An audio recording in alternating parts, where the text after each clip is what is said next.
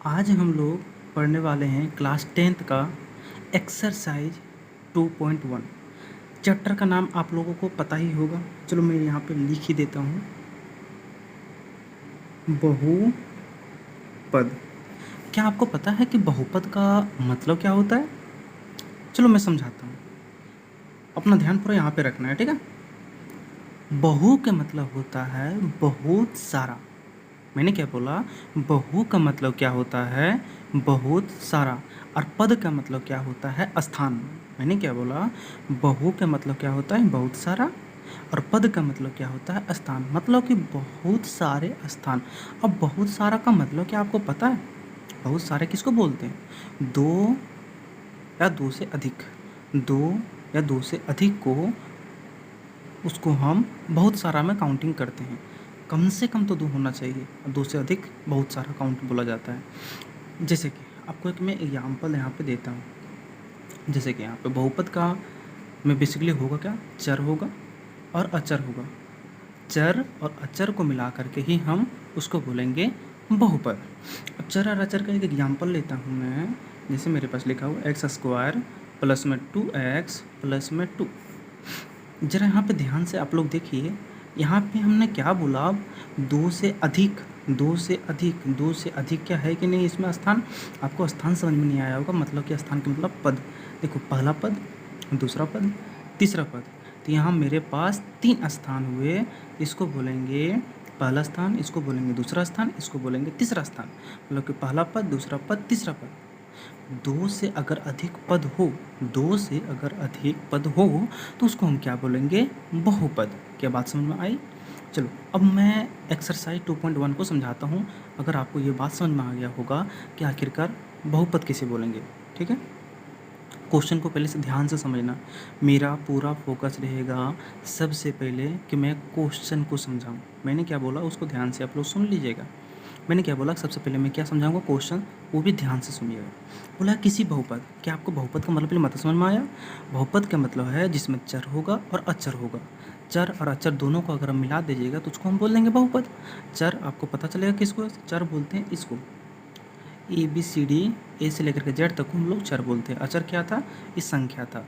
तो चर और अचर दोनों मिल करके क्या एक बहुपद का निर्माण हुआ कि नहीं? हाँ। तो यहाँ पे बोला है कि किसी बहुपद Px के लिए, अभी क्या है पूरी बात समझ में है, पहले सुन लीजिएगा पूरी बात। किसी बहुपद Px के लिए y बराबर Px का ग्राफ नीचे आकृति 2.10 में दिया गया है। आप लोग अगर बुक खोलिएगा तो उसमें आकृति 2.1 खोलिए, एक्सरसाइज का ही, वहाँ पे जस्ट नीचे ही लिखा हुआ है, उसको ज़रा खोलिएगा तो ये आपको दिखाई देगा। तो बोला कि प्रत्येक स्थिति में, बोला है प्रत्येक स्थिति में Px के शून्यकों की संख्या ज्ञात कीजिए। आखिरकार शून्य किसको बोलते हैं? क्या आपको बात समझ में आई? जिसको आ गया होगा उसके लिए तो बहुत ही अच्छी बात है, लेकिन जिस किसी को नहीं आया होगा वो बात पूरी अभी आगे समझ में आ जाएगी क्वेश्चन बनाते बनाते।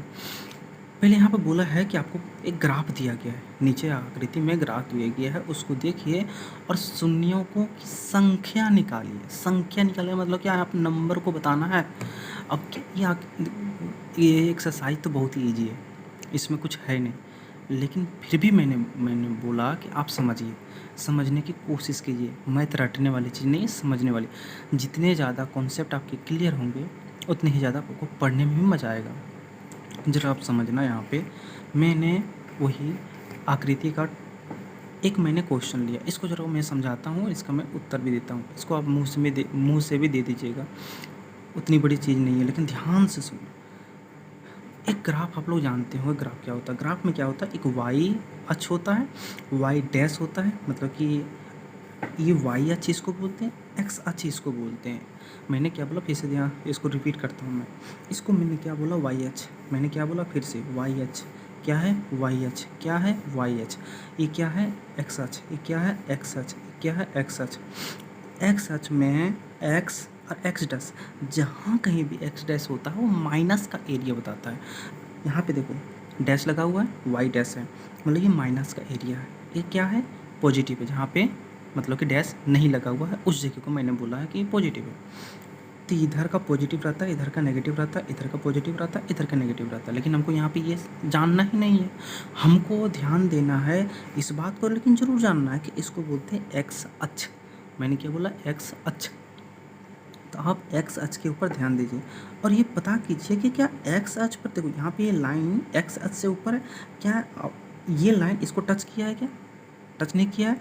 अगर टच नहीं किया है तो अगर इसमें अगर एक बार टच किया होता तो मैं बोलता कि पी एक्स के जो क्वेश्चन पूछा है यहाँ पे, पी एक्स के शून्यकों की संख्या ज्ञात कीजिए, तो यहाँ पी एक्स के शून्यकों की संख्या कितनी होती?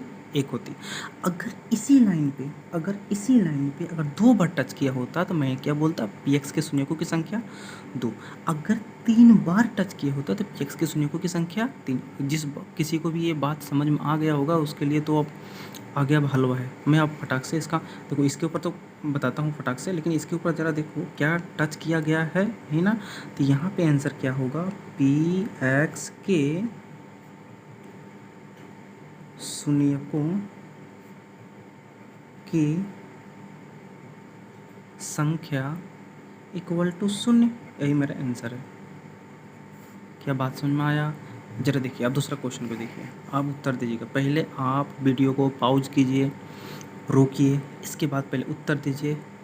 नहीं समझ में आया होगा तो मैं फिर से समझाता हूँ। इसके बाद लेकिन देखिएगा, आप यहाँ पर भी वही क्वेश्चन है, पी एक्स के शून्यकों की संख्या ज्ञात कीजिए। तो आप एक्स अक्ष के ऊपर ध्यान दीजिए, एक्स अक्ष के ऊपर ध्यान दीजिए। इसके ऊपर कितनी बार ये लाइन काटा गया है? मैंने देखा एक बार टच हुआ, एक बार काटा, या टच हुआ वो रहेगा या तो फिर कटेगा। एक बार टच हुआ है या फिर एक बार काटा है, तो यहाँ पर पी एक्स के शून्यकों की संख्या कितनी होगी? पी एक्स के शून्यकों की संख्या इक्वल टू 1। यही है आंसर। क्या बात समझ में आई? अगर आया होगा तो आपकी मर्जी, आपको आगे क्या करना है। चलो देखिए, अगर हम इसका उत्तर निकालते हैं तो इसका उत्तर पहले आप दीजिए। एक्स अक्ष के ऊपर ध्यान दीजिए, सिर्फ और सिर्फ एक्स अक्ष, वाई अक्ष का यहाँ पे काम नहीं है। एक्स अक्ष के ऊपर ध्यान दीजिए, कितनी बार कटा हुआ है ये लाइन? 1 2 3। तो यहाँ पे क्या होगा? पी एक्स के शून्यकों की संख्या इक्वल टू 3। इसका आंसर हो गया। अगला, एक्स अक्ष के ऊपर ध्यान दीजिए, कितनी बार कटा हुआ? 1 और 1 2। तो यहाँ पे क्या होगा? पी एक्स के शून्यकों की संख्या इक्वल टू 2।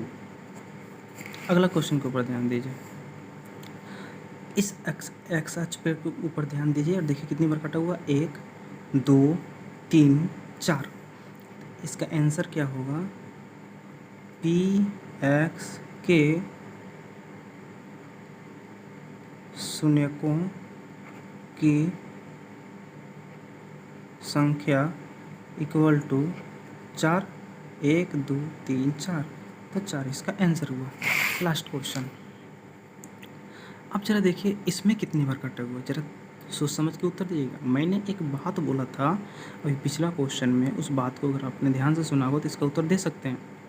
या तो टच हुआ रहेगा या तो फिर इसको काटेगा। अगर टच भी हुआ है, एक बार काउंट करेंगे। बात समझ में आया? 1 2 3। तो यहाँ पे क्या होगा? पी एक्स के शून्यकों की संख्या इक्वल टू 3। क्या किसी को दिक्कत आई? अगर आया होगा फिर भी